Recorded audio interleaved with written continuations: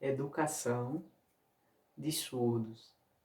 Então, um pouco mais de história. História, o H. Então, nós já vimos lá no passado, né? Da Idade Média para trás um pouquinho.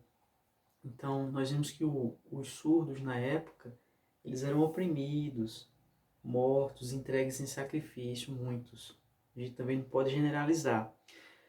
Mas hoje a gente vai ver que da Idade Média para frente um pouquinho, as coisas começaram a melhorar. Idade Média para cá, aqui é moderna. Da Idade Média para cá, ou para cá, tá? Então melhorou um pouquinho. Então teve aquela melhora, aquela mudança. Nós vamos entender por quê. Então, nós já aprendemos que a vida dos surdos começou a mudar para melhor. De que forma? Então, as famílias que eram abastadas, que tinham destaque, os nobres, né? Sinal de nobre, rico. Então, elas estavam preocupadas com a educação de seus filhos. De que forma? Então, isso aí, eles estavam preocupados porque iam deixar toda a herança. Então, aí foram buscando, procurando, né? Procurando, pesquisando professores que pudessem ajudar. E um deles tem Pedro Ponce de León, tá? O sinal, como coloca no capuz. Então, Ponce de León. Então, ele é considerado o primeiro professor de surdos. Só que o detalhe, o foco dele ajudava bastante, ajudava, ok? Mas o foco, o método principal, né? O método principal dele era a oralização. Então, ele forçava os surdos a aprender a se oralizar. Porque ainda tinha aquela questão que uma língua só era língua se fosse oral ou balbuciada ou entendida, tá certo? Então, a gestual na época não era considerado língua. Depois de muito tempo a gente vai ver isso depois. Então, mas foi bom, pelo menos já começou aí os surdos a aprenderem, terem direito à educação, direito à educação. Mas eram forçados a falar, a oralizar. Também ele ajudava muito os surdos a escrever e o foco dele também era a filosofia. Então os surdos, quando passavam pela mão dele, agora pense aí, imagine um surdo profundo. Um leve, que ainda escuta um pouquinho, é bom, é fácil. Agora imagine um profundo. E a tecnologia lá na época era bem aquém do que é hoje. Então imagine o sofrimento dos surdos. Mas já começou, pelo menos já tinham direito. Aí, passado um tempo, nós temos outro homem aí, outro estudioso que colaborou para a educação de surdos, ó, Juan Pablo Bonet. O sinal amarrando uma faixa aqui, ó. Amarrando, como se fosse uma corda, né? Imagine, um cinto, só que amarrando.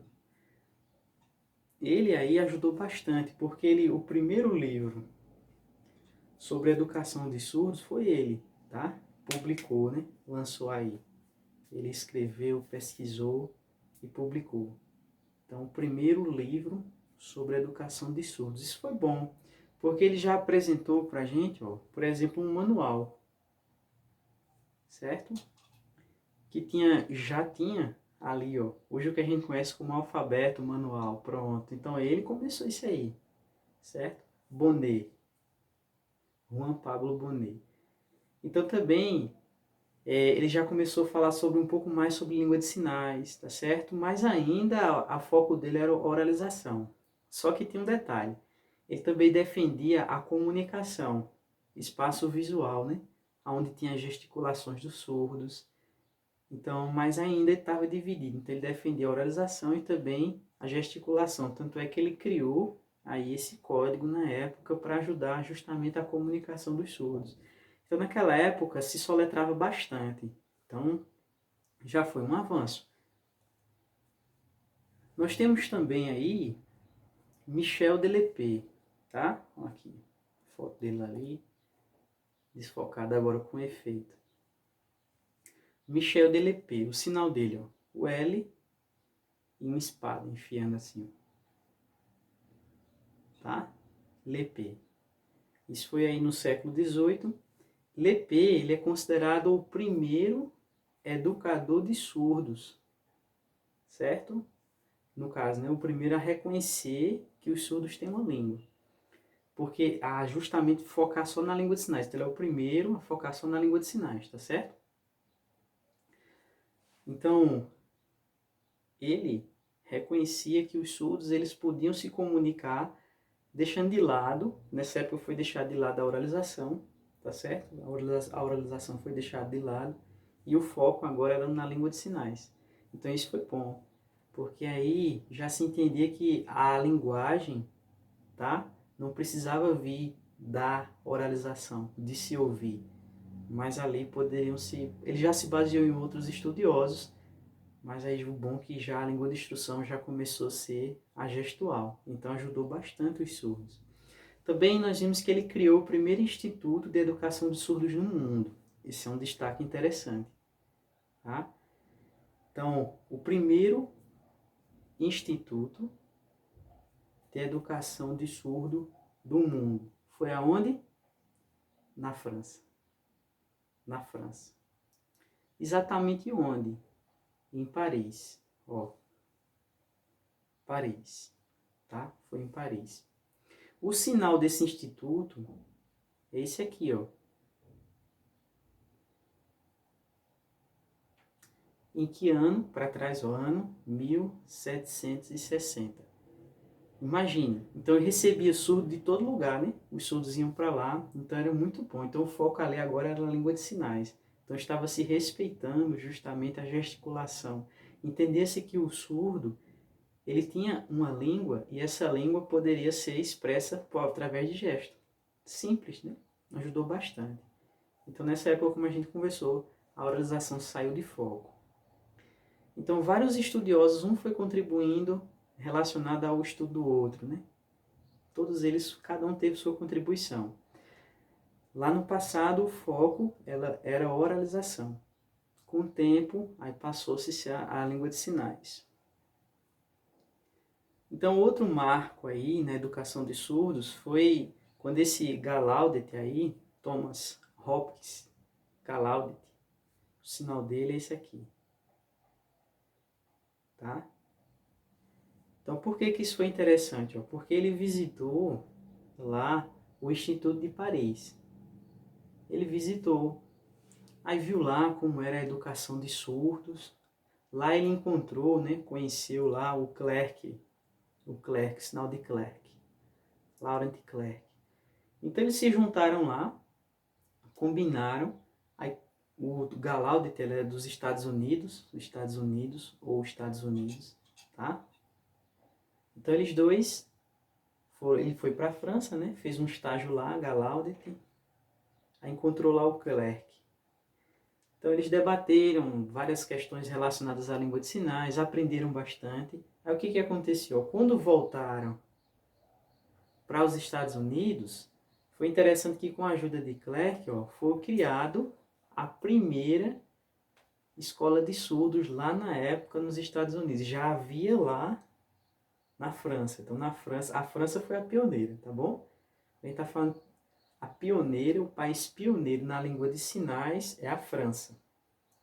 Então o que Gallaudet ele fez? Lá na França ele aprendeu diversas formas, diversos sinais na comunicação com o surdo.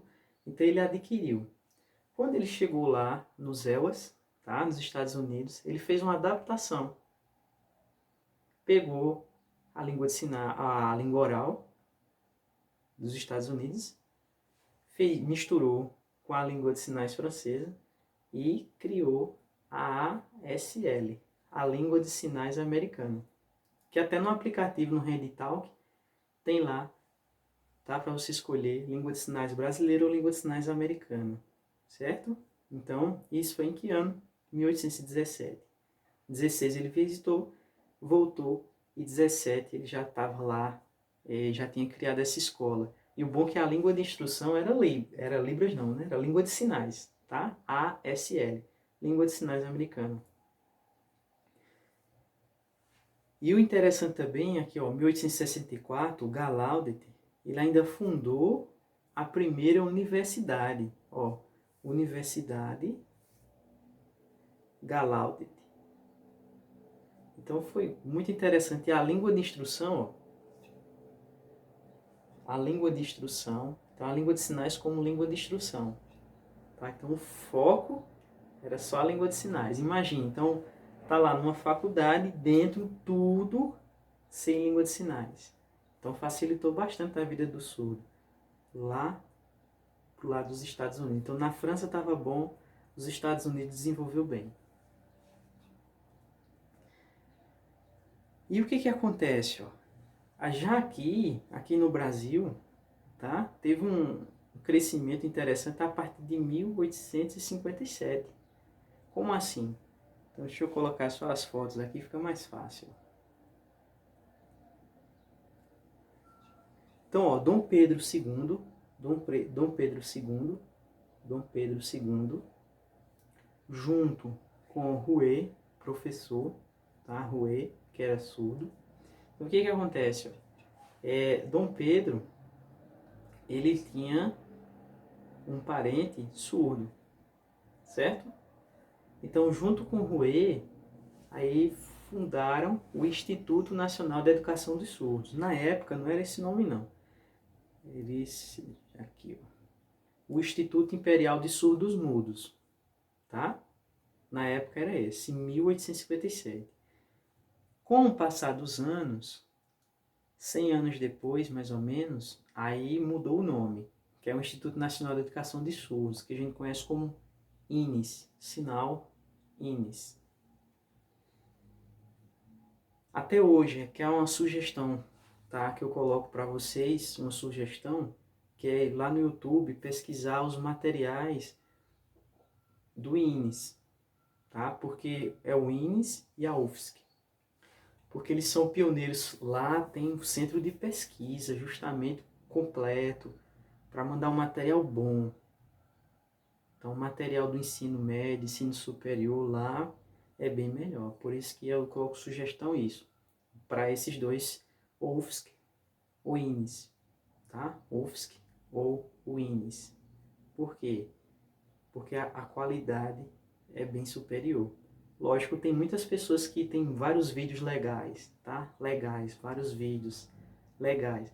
Mas o melhor, o mais top, o INES e a UFSC. Porque eles têm um centro de pesquisa, ok? Então eles criam sinais, já criaram sinais, fizeram computação de muita coisa, muito material. E o INES é pioneiro na educação dos surdos, né? Na época tinha uns internatos lá, tá? Vinha criança de todos os estados lá para estudar, muito bom. Então o INES, ele desempenhou um desenvolvimento muito grande da língua de sinais aqui no Brasil. Foi criado com a ajuda de Dom Pedro e Rouet, tá? Ernest Rouet. Agora detalhe, de novo, assim como a língua americana de sinais teve influência da língua de sinais francesa, a língua de sinais francesa influenciou a americana, a ASL, a mesma coisa. A língua de sinais hoje aqui no Brasil, a Libras, ou Libras, fica à vontade. Ela foi influenciada pela língua de sinais francesa, que foi a pioneira. Então lá começou tudo. O início foi lá, na França. Só que o que acontece? Alguns anos depois, teve um congresso lá na Itália. Teve um congresso internacional. Os detalhes, depois eu vou postar um vídeo com a professora Adriele, que a gente vai dar mais detalhes relacionados a esse assunto. Tá? Então, em 1880, teve esse congresso que tinha surdos e tinha ouvintes. E lá foi decidido que nas escolas, espalhadas em toda parte, as escolas, elas iam parar de usar a língua de sinais, foi proibido. Então a gente fala assim, que estava evoluindo e de repente deu uma parada, tá? Decaiu um pouco a educação de surdos no mundo geral, então ficou desse jeito, certo? Então foi um momento assim, um marco negro na educação dos surdos. Foi esse congresso aí. Mas passou um tempo, as leis foram mudando, e voltando aqui para o Brasil, o que acontece? Ó? O que a gente chama hoje de Libras, tá? Que eu gosto de usar assim mais Libras, a língua brasileira de sinais, o que deu aquele up nela, porque até então ela era só conhecida como uma linguagem, tá? Mas oficialmente, de verdade, oficialmente foi no ano de 2002 que ela foi reconhecida como a língua de sinais brasileira oficial. É a segunda língua aqui do Brasil. Então a primeira é o português, a segunda é a língua de sinais, a Libras. Então a lei, né, de 24 de abril de 2002, ela instituiu a Libras como língua mesmo do surdo. E o decreto, então a lei, ó, lei, tá? Lei 24 do 4 de 2002. E depois teve o decreto, deixa eu aparece, não, apareceu não. E teve o decreto 5626, né? De 22 de dezembro de 2005, que aí ele oficializou, e aí pronto, foi liberado. A partir daí as faculdades dentro delas elas foram obrigadas, né, a colocar no seu currículo, na sua grade de disciplinas, a incluir a língua de sinais. Então até pessoas que tiveram, no começo era pedagogia e fonoaudiologia, né? Depois com o tempo, aí foi incluído nos outros cursos, né? Tinham 10 anos aí para se adaptar, ok? Então, a língua de sinais só é a língua oficial a partir de 2002. Então, foi muita luta, foi para os surdos, tá? Então, só isso aqui só foi um parêntese aí, um pouquinho na educação de surdos, para vocês entenderem alguns movimentos. Tem muito vídeo aí, diversos vídeos aí no YouTube, né, que explicam mais detalhadamente. Tá bom?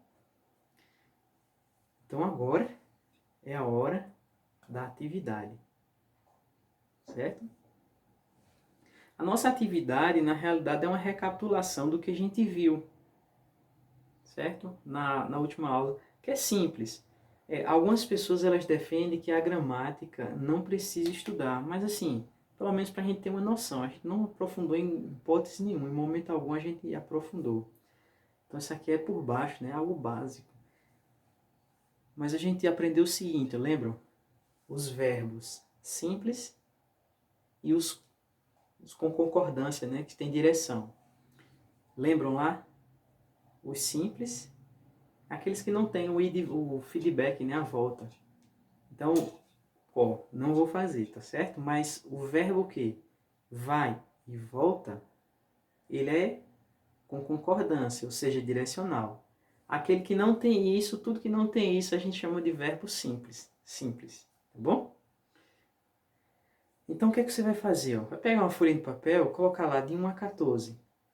Aí coloca, ó, amor, é o quê? É S de simples ou D de com concordância ou direcional. E vai colocando, tá? SD, SD, SD de 1 a 14, tá? E me envie até a semana que vem. Aí o dia eu vou colocar. Então, boa aula, boa semana, bons estudos.